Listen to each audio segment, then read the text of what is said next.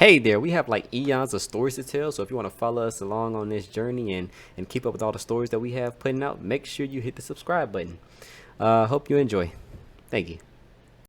Hey, what is up everybody? Chad is here, and today we're going to be doing an X-Men story. So this story here, Days of Future Past, if you've been reading like more of the recent X-Men stories, a lot of those stories have to, relate to this story heavily. So basically, like most of the like recent stories are like trying to prevent, a future outcome, similar to this from happening, right? Trying to prevent, the mutants from going to war with, humans or proto-humans or like robot or machinery, stuff like that, pretty much, right? So it's all like, like coming back down to Days of Future Past, right? So in this story, basically you start off like in future New York, right? It's 2013, and basically you see Kitty Pryde, right? She's just walking, and basically like it just looks horrible, right? Just everything is in like shambles, like everything just looks horrible here, right? Like it basically looks like right after wartime, pretty much, right? So she's like walking around, right? She's like talking to herself, and eventually she falls for this trap, right? There's this like trap, like this trap door. It like goes down, and she falls into it, right? And basically when she gets down there, these three guys, they're just standing there, right? These people are talking about, oh, well, we hate Sentinels, we hate mutants, And eventually, she has to like try to fight these guys back. She's like fighting these guys back, and eventually Wolverine shows up. So we know that he's alive, right? Kitty Pryde and Wolverine, we know both of those are still alive, right? So Wolverine shows up, and he just takes these guys out real quick, protecting Kitty Pryde, right? Trying to help her with her mission, right? So eventually, they're just like, okay, yeah, they start talking about the Sentinels, how, they're in North America, right? They took over North America, like completely took it over. And eventually, they're gonna try to like move out of North America, right? And basically, like whenever that happens, all these other countries, they're basically saying that they're gonna nuke it, right? Killing all these people. They're just gonna nuke the country, let it be. That's what it is. So eventually they leave, right? They're trying to prevent, this nuking of the country, and trying to prevent this, horrible future that they're in. And basically while she's like walking on her way, she's like talking, right? She's talking about the state of everything, right? Basically saying that like humanity isn't dead, right? Humanity is just, like it's been divided up pretty much, right? So you got humans, the normal humans, like no mutant genes, they don't have powers, stuff like that. They're good. Like those humans, they're just chilling, right? They don't have too much to think about. You got humans with the mutant gene who could possibly become mutants, but they're not, like they just have the potential to be mutants.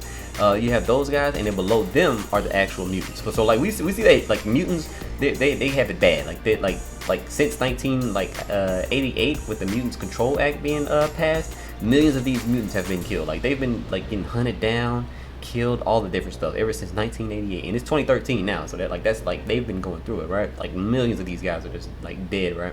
And then like she's just walking, and eventually she sees these like all these different tombstones, right? In the graveyard, Professor Xavier, Cyclops, Nightcrawler, the Thing, Human Torch, like the Fantastic Four, and all of them, like not even, those aren't even mutants. The Fantastic Four, like most of the X-Men are dead, and then the Fantastic Four, they just have powers. So we know that it's not just limited to mutants, pretty much, right? So basically, she's talking about trying to prevent this from ever happening, and eventually she meets with more of these mutants, right? So like Colossus, Storm, Franklin Richards. Franklin Richards, he doesn't have his powers, I don't think. Like he literally, with how powerful he is, I'm not too sure if he has his powers here. I don't think he does. He probably just has like his telepathy, like it was back then. So I'm not too sure like what he got going on. So got Rachel Summers. She's like real important here too. Rachel Summers is. So they're like talking with their plan, right? And basically Magneto rolls up. Magneto, he's in a wheelchair, right? Like how Charles Xavier is. He can't walk, so he's like in a wheelchair, right? So they're like planning their mission. And basically what they do is they go in this room, and like Franklin, he has this machine, right? And it like jams the collars that they have on, right? So they're able to like use their powers. So Rachel Summers, she like uses she takes Kitty Pryde's mind, and basically she sends it to the past. So back in 1980, the X-Men, right? They're having a training session, and basically Kitty, she walks in there, and like when she's not supposed to, because like she's new, she's only been there for a few days. She just got there. Like they're like, she's still new to her powers.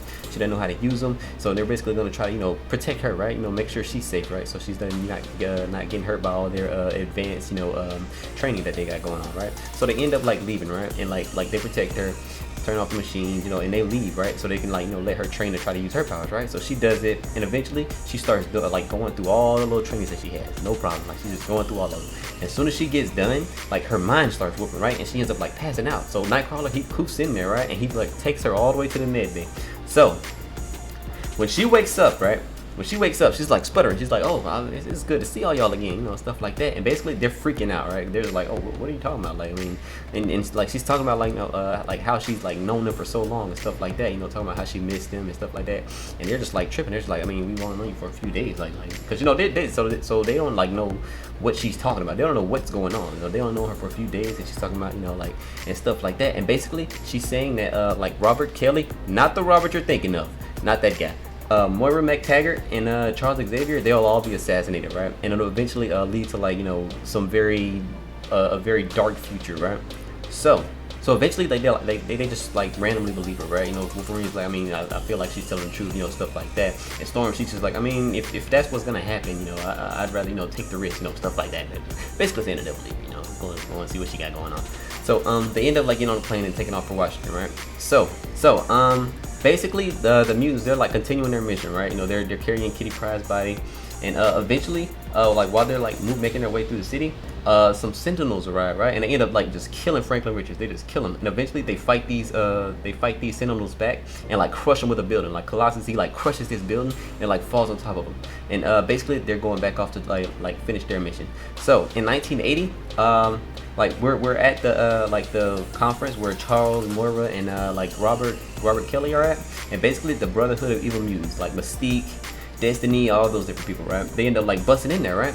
So as soon as they get in there, the X-Men arrive. So they're like the X-Men are in there. They're basically like, you know, trying to like, you know, prevent all this from happening, right? And while Moira and Charles Xavier are trying to like, you know, like get away, you know, trying to escape, and like this officer, right? She like walks up and she's like, okay, yeah, y'all come with me. We can get y'all out of here. And like while she's leaving, Charles Xavier like notices something weird, right? And eventually she reveals herself to be Mystique. As soon as she does that, she like uses this spray and knocks him out pretty much, right? So they just apprehended Moira McTaggart and Charles Xavier real quick, her and Destiny. Now, back in the future, right? The mutants, they just arrived at the Baxter Building, right? They just got to the Baxter Building where they were trying to go, and there's this like Sentinel, right? He's working on this machine. What Wolverine wants to do is the fastball special. That's basically where Colossus like takes Wolverine and just like throws him at something. Like he basically just throws him at something real hard, so he'll like, you know, have his claws out and get ready to just like attack something, right? So as soon as they do that, Wolverine gets annihilated like instantly. Like that, the Sentinel just turns around, disintegrates him right there, and like it pisses Storm off to the point where she just starts attacking this Sentinel, right? And as soon as she does that, more Sentinels come in and they just like take her out real quick. Then Colossus just gets mad. Like he gets mad and he goes in trying to fight these things, and eventually we hear from Rachel Summers. You know, she's like, you know, like psychically like, you know, linked to them. We find out that he just died, so it's basically just Rachel Summers and Kitty Pryde, right? So we go back to 1980, right? And Kitty Pryde, she's just like running around. She's like looking for Robert Kelly, right? You know, she's trying to find out where they are, right? And eventually she finds out where they are.